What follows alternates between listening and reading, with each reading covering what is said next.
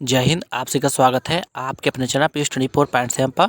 तो जितने भी केवीएस के एस्पिरेंट हैं उन सभी के लिए काफ़ी ज़्यादा महत्वपूर्ण जानकारी होने वाली है और कुछ कॉमन प्रश्न भी थे, यानी कि लगभग हमारे पीएचडी, टीएसटी, पीआरटी, लाइब्रेरियन हो या हमारे म्यूजिक के जो बच्चे हैं उन सभी के द्वारा पूछे गए थे।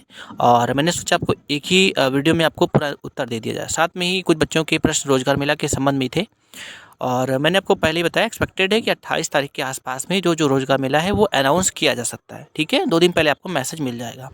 और जो सबसे पहला जो क्वेश्चन जो कॉमन क्वेश्चन बना है, जो हमारी पीआरटी के ज़्यादातर टीएसटी या पीआरटी के बच्चों ने पूछा है, और ये प्रश्न ये है कि जो मैसेज आता है क्या सबको आता है या फिर जो बच्चे सिलेक्टेड होते हैं केवल उनको मैसेज आता है। ठीक है, सेकंड क्वेश्चन जो बन रहा है वो है वेटिंग लिस्ट को लेकर के, चाहे टीएसटी के हों, पीएचडी के हों, पीआरटी के हों, इन सभी के संबंध में वेटिंग लिस्ट आता है या नहीं आता है और कब तक आ सकता है, ये सब बातें बच्चों ने पूछी थी, जो कि कॉमन प्रश्न बन रहे थे। तो मैंने सोचा जो कि कॉमन प्रश्न है तो एक ही वीडियो में आप सभी को उत्तर दे दिया जाए।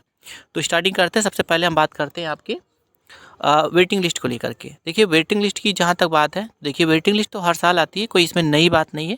और चाहे पीआरटी के हों, टीएसटी के हों या हमारे जो पीएचडी के बच्चे हों, और ऐसा वैसे देखा जाए तो बहुत कम होता है कि बच्चे अपनी ज्वाइनिंग को छोड़ते हैं। लेकिन ऐसा होता है कि कई बार ऐसा होता है कि जैसे मान लीजिए कि अगर हम वर्तमान वर्ष की बात कर रहे हैं तो इस वर्ष मान लीजिए कोई बच्चा है जो कि सिलेक्टेड हो गया है ना, टीएसटी का उसने सिलेक्टेड हो गया, लेकिन उसने ज्वाइन नहीं किया। रीज़न उसके पीछे एक रहा होगा, हो सकता है इसका कहीं अलग हो गया हो, पीएचडी में हो गया हो या कहीं अन्य हो गया हो, है ना, जिसमें उसका ज़्यादा इंटरेस्ट रहा हो, तो जिसकी वजह से उसने ज्वाइनिंग नहीं करी। ठीक है, तो ऐसे कंडीशन में वेटिंग लिस्ट आती है, लेकिन वेटिंग लिस्ट तब आएगी जब आपके फाइनल रिजल्ट आउट हो जाएंगे उसके बाद में। ठीक है, यानी ज्वाइनिंग वगैरह होने वाली थी तब। ठीक है, तो वेटिंग लिस्ट तो आपकी आएगी, तो इसके लिए परेशान होने की व्यवस्था नहीं है।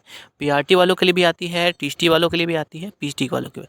और हाँ, ज्वाइनिंग के लेकर के सबसे ज़्यादा प्रश्न आए थे मुझे पीएचडी कैंडिडेट, क्योंकि उनका फाइनल रिजल्ट आउट हो चुका है लगभग 12 पदों पे। हालांकि कुछ इशूज़ चल रहे हैं, लेकिन शायद ज्वाइनिंग वगैरह दी जा रही है, तो बच्चे पूछ रहे थे कुछ, तो उनके लिए विशेष वीडियो थी। ठीक है, बाकी पीआरटी के लिए भी आता है और टीएसटी के लिए भी आता है। ठीक है, और विशेष रूप से उन बच्चों के लिए आता है, मान लीजिए कि कोई बच्चा आउट हुआ तो जो 0 पॉइंट से या कुछ नंबर से रह गए हैं तो उनको वहाँ पे सेलेक्ट कर लिया जाता है।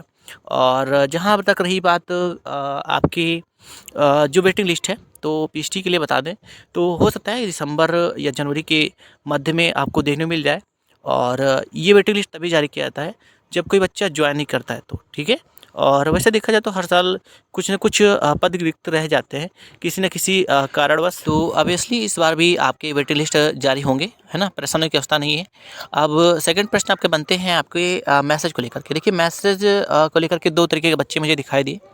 और हाँ, एक इम्पॉर्टेंट बात ये, जो भी नंबर आपने रजिस्टर कराया होगा अपनी एग्ज़ाम को फिल करते हुए, तो उस नंबर को आपको रिचार्ज करके रखना है, जिससे कि मैसेज आपके पास आए आसानी से आ जाए। हाँ, और सेकंड दूसरी बात ये कि आपके जो भी नंबर पे मैसेज वगैरह आएंगे, ठीक है, वो तो आएंगे ही, लेकिन अगर किसी भी कंडीशन, किसी भी कारणवश आपके पास मैसेज नहीं आता तो पैनिक नहीं होना, और ये मत सोचिएगा कि आपका सिलेक्शन नहीं हुआ। ठीक है, और जो दूसरा प्रश्न जो बना ये कि मैसेज आने पर क्या बच्चे सिलेक्टेड हो जाते हैं या सबके पास मैसेज आएगा, है ना। एग्जाम्पल के लिए अगर हम माने, है ना, पीआरटी में मान लीजिए कि 20,000 बच्चे हैं ना, जिन्होंने अपने इंटरव्यू वगैरह दिए। ठीक है, लगभग 20,000 के आसपास में। तो कुछ बच्चे ये कहेंगे कि सर सबके पास ये मैसेज जाने वाला है, यानी जितने भी बच्चे होंगे, देखिए सबकी बात हो रही है, पीआरटी, टीएसटी, जितने भी बच्चे हैं जिनके सिलेक्शन होने वाले हैं उन सबकी बात हो रही है। ठीक है, एग्जाम्पल के लिए समझाया जा रहा है। तो क्या मैसेज इन सभी के पास जाएगा या फिर केवल उन बच्चों के पास ही जाएगा जो कि सिलेक्टेड होंगे। ठीक है, और दूसरा ये कि कोई बच्चे कहेंगे कि सर मैसेज केवल उनके पास गया होगा जो कि सिलेक्टेड होंगे। ठीक है, तो यूजुअली अगर हम बात करें, मेरा जो ऑब्जर्वेशन है मैं वो आपके साथ शेयर करूंगा, जो कि बच्चों ने मुझे शेयर किया, या फिर जो बच्चे मेरे सीधे कांटेक्ट में हैं, 150 या 200 बच्चों के आसपास में उन्हें, तो उनसे सीधे अगर हम बात करें तो ये बात है कि अगर ये आप ये सोच रहे हैं कि आपके पास मैसेज नहीं आया या फिर मैसेज सबको फॉरवर्ड किया जाता है ना, तो यूजुअली अगर हम बात करेंगे तो ये मैसेज सबको फॉरवर्ड होते हैं क्या? नहीं, ये मैसेज सबको फॉरवर्ड नहीं होते हैं, केवल सिलेक्टेड कैंडिडेट, है ना। ये मेरा ऑब्जर्वेशन है ना, मैं ये नहीं कहता हूँ कि नहीं होते हैं, लेकिन जहाँ तक मेरा ऑब्जर्वेशन है या फिर जो भी बच्चे मुझे दिखाई दिए आसपास में, या फिर जो भी बच्चे मेरे सीधे कांटेक्ट में हैं उनसे मुझे जानकारी हुई, तो ये पता चला कि ये जो मैसेज होता है केवल उन सिलेक्टेड बच्चों को ही जाता है जिनको ज्वाइन करना होता है, जिनको नियुक्ति पत्र मिलना होता है। ठीक है, तो ये एक इम्पॉर्टेंट क्वेश्चन था। बाकी आपके जो भी प्रश्न है वो आप पूछ सकते हैं, बाकी मेरा जो ऑब्जर्वेशन है, मेरे जो एक्सपीरियंस है मैंने आपके साथ सारा शेयर किए। बाकी अगर मैं गलत हूँ तो आप उसको करेक्ट कर सकते हैं। और बिल्कुल तैयार हो जाइए नियुक्ति पत्र के लिए, बहुत शीघ्र आपको नियुक्ति पत्र देखने को मिलने वाला है। और मैं आपको पहले से ही बता दे रहा हूँ, है ना, आप सबको मैं पहले ही बेस्ट ऑफ लक बोल दे रहा हूँ आपके आगे आने वाले जीवन के लिए। और उम्मीद करता हूँ आपसे बच्चे एक उज्जवल भविष्य के साथ में मिलेंगे मुझसे, है ना।